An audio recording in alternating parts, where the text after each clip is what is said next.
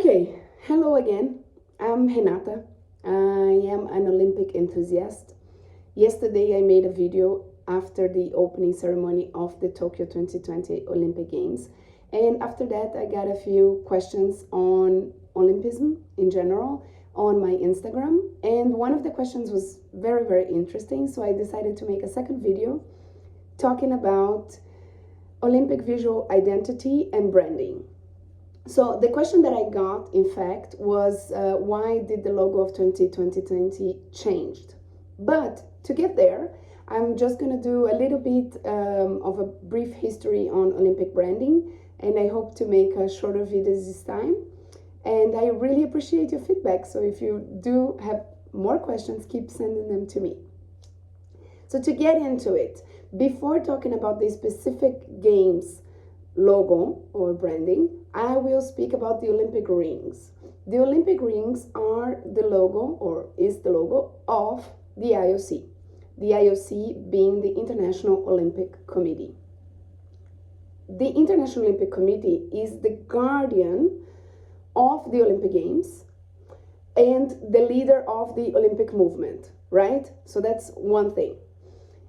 The modern games, and therefore the IOC itself, they were all founded by this guy named Pierre de Coubertin, and maybe I can once talk only about him because there's a lot to be known about him. We owe a lot to him of his ideas, and he's the one that kind of re-envisioned that we should bring back the Olympic Games to the modern times. So he is known as the father of the modern Olympic Games.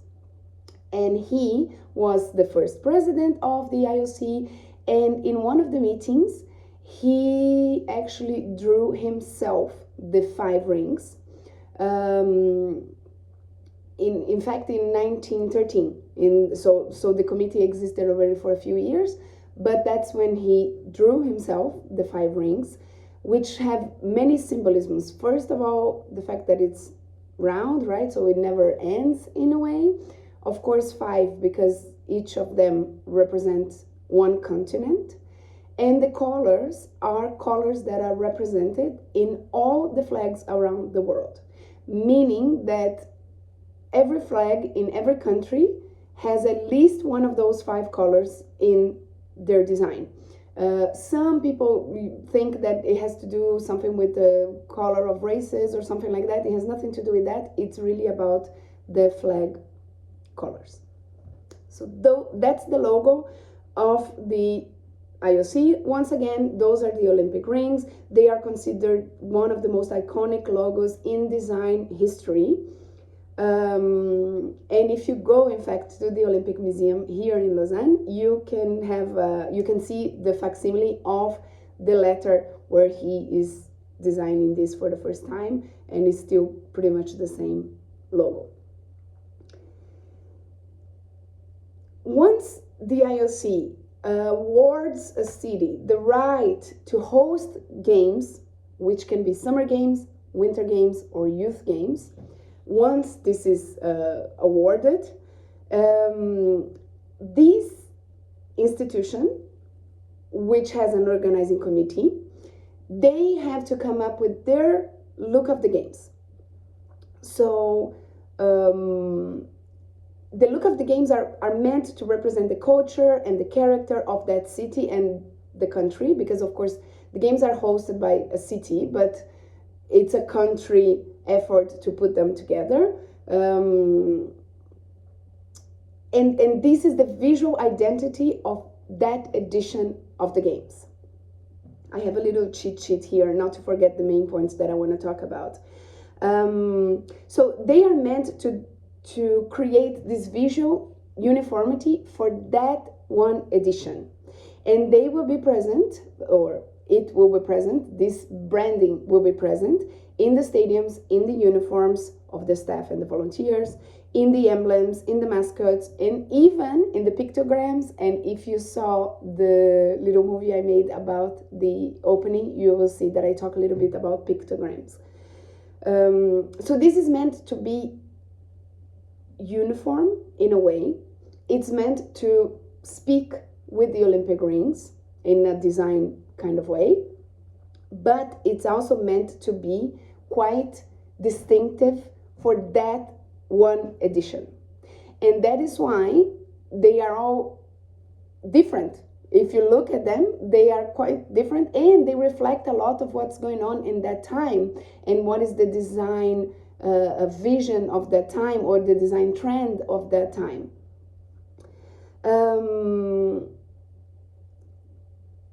Let me see if I don't forget anything. I just want to say as well that the look of the games is something that is even mentioned in the Olympic Charter. The Olympic Charter being this huge document that defines everything that pretty much involves Olympism, but maybe also, again, an idea to talk one day only about Olympic Charter. But they do show a little bit the fact that the look of the games is in the Olympic Charter, that shows how important that element is to the games. So now going specifically to the Tokyo logo. First, I want to say that the logo can change. It's not unusual that it has changed in the past, also because the city, before being awarded an Olympic city, it's a candidate city. Well, that changed a bit in the last few years, but let's say for the sake of this video, that's a little bit how it works. So one city is a candidate city to receive the games, so they could have a logo just for the candidature, which in fact, for example, happened with Paris. So Paris had one logo when they were trying to become a host city, and then now, once they were awarded as an Olympic city for 2024, now they have a new logo that was unveiled in a big celebration, which is the same that happened to Tokyo, right? So they were awarded the games and they said, okay, this is our 2020 logo. And a designer in Belgium, and I have his name, Olivier Deby, he said, oh, I'm sorry, but that's my logo. And he showed this logo that he had made for Théâtre de Liège, which actually looked very, very similar to the first Tokyo 2020 logo unveiled.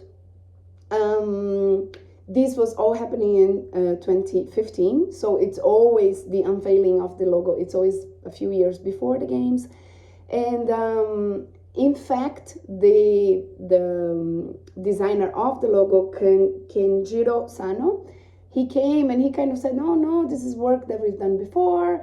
And I mean, all of this to say, this could have been a huge discussion. It could have been even a legal fight. But that's not what happened. The organizers, they were just very agile, to use a very current term, and they just said, okay, you know what, we can do another logo. So they went again to quite a few designers, and they had a debate on what the logo should be and represent it, etc. And then in 2016, they had a winning logo of another designer called Asao Tokoro. And this design is entitled Harmonized Checked Emblem, which is the logo that you see now on TV of the blue checker logo with the Tokyo 2020 underneath. Another question that I had these days was why it did not change. I think there are many internal reasons why they did not change the Tokyo 2020 games to Tokyo 2021. But I would say, again, as an opinion, I think part of it was the branding and the fact that they had already this branding and this visual identity with the Tokyo 2020, and you can see it written down, 2020, and I'm sure there were a lot of licensing products already that were manufactured. So I think that's one of the reasons why they decided to keep it like this. So that's a little bit the reason. So to answer the Instagram question that I had, why did they change? They changed because they were accused of plagiarism. Oh, is this a first? No, that's not a first. There's always a little bit discussion of when the logo comes out. In fact, even for the host country, sometimes people are very torn. Either they love it or they hate it. This represents our country, it doesn't represent. It represents the city, but it doesn't represent the whole country. it's always a little bit of a discussion. In Rio 2016, we also had a discussion of the logo. We also had someone that came up and said, oh, you know, we have this institution in the US that has a very similar logo. And of course, there's many lawyers and there's a legal part of it involved. In the end, they still kept the logo in Rio. And also for the 2014 Commonwealth Games in Glasgow, they also had a little bit of a discussion surrounding the logo and its eligibility, if you want to call it like that. So that's my point. My point is to say there is not completely uncommon, and this is on the logo, or I should say the look of the games. So the logo is part of the look of the games, which englobes all these visual keys of that edition of that one game. And then I want to say something else. We also have the sponsors, which you might be wondering, why are we not seeing, signage with the sponsors around, and why do we have that? So the IOC has this policy called clean venues, meaning that once you are watching the games, you don't see logos of sponsors at all. You see the clean field of play, the FOP, the field of play of whatever sports there could be. It could be a tatami if it's a judo, it could be a pitch if it's a football match. And you see, again, the look of the games. You could probably see some signage of the stadium, but that's all you see. And this is what is called the clean venues. So the sponsors are not allowed to put a huge sign with a promotion or whatever. But you do have the sponsors represented around the games in many, many, many, many ways. Of course, you have, for example, Coca-Cola, and Coca-Cola only being sold in the venues, or only Coca-Cola being sold in the venues. Now, for example, in Tokyo, you have the Toyota cars driving people around, driving some of the IOC members around. You have the little Toyota buses around. So the sponsors, they still get to represent themselves, and they still get to activate their brands, but it's not with an association of a venue, you see. So that's the other last thing that I wanted to say on logo and visual identity. I am going to leave in the description of this video 2 links that I found were pertinent to this question and to this answer. One is an interactive document from the Olympic Museum, in fact, called The Look of the Games, if you want to look a little bit further. And I will also leave a link of a video of the Olympic channel, which is about the design focus of the games. So thank you again, and keep sending questions and keep enjoying the Olympic Games.